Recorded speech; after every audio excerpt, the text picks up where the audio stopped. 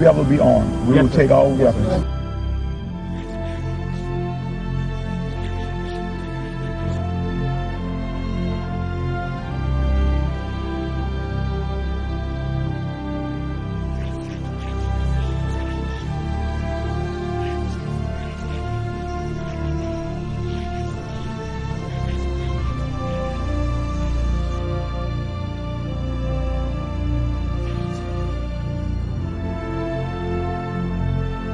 Every service member has an obligation, not just that they can refuse a legal order or an unlawful order. They have an obligation to.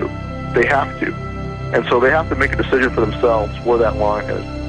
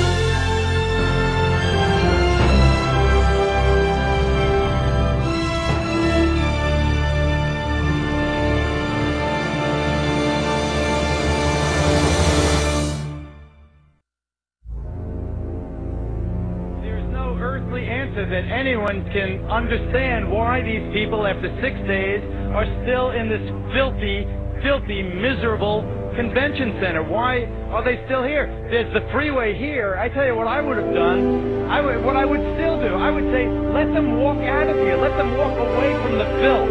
Let them walk away from the devastation. Let them walk away from the dead bodies in here. Let them walk out of there because I'm standing right above that convention center.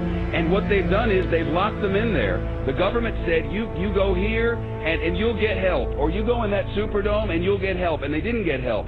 They got locked in there and they watched people being killed around them. And they watched people starving. And they watched elderly people not get any medicine. And now they know it's happening because we've been telling them repeatedly over and over every day. And you know what they're doing now? And I'm not blaming anyone. I'm telling you what's happening. They have set up a checkpoint at the bottom of this bridge. This is the bridge that takes you from New Orleans over into Gretna, from Orleans Parish into Jefferson's Parish. It's the only way out. It's the connection to the rest of the world. And they've set up a checkpoint, and anyone who walks up out of that city now is turned around. You are not allowed to go to Gretna, Louisiana from New Orleans, Louisiana. Over there, there's hope. Over there, there's electricity. Over there, there's food and water. But you cannot go from there to there. I think the government will not allow you to do it. It's a fact. I don't know, man. Let them walk out of here. Let them walk the hell out of here. Let them get on that interstate and walk out. We had Walmart deliver 3 trucks of water, trailer trucks of water. FEMA turned them back. They said we didn't need them. This was a week ago. FEMA, we had 1,000 gallons of diesel fuel on a Coast Guard vessel docked in my parish. The Coast Guard said, come get the fuel right away. When we got there with our trucks, they got a word. FEMA says, don't give you the fuel.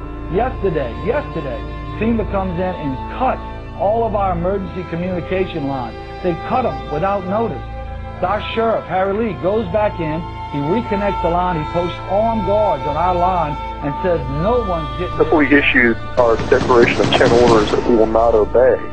And what those are designed to do is to get the troops thinking ahead of time about where the line in the sand is in advance. And that's what we're hearing in feedback from people in National Guard units is that in Katrina, that's kind of what happened, is the police and the military there, the National Guardsmen, were caught off guard and really hadn't thought about it in advance. Walking up and down these streets, you don't want to think about the stuff that you're going to have to do. Somebody pops around the corner. Let me shoot an American. Yeah. And what we're hearing is that it won't be the same way next time. There'll be more who will say, no, I'm not going to do that.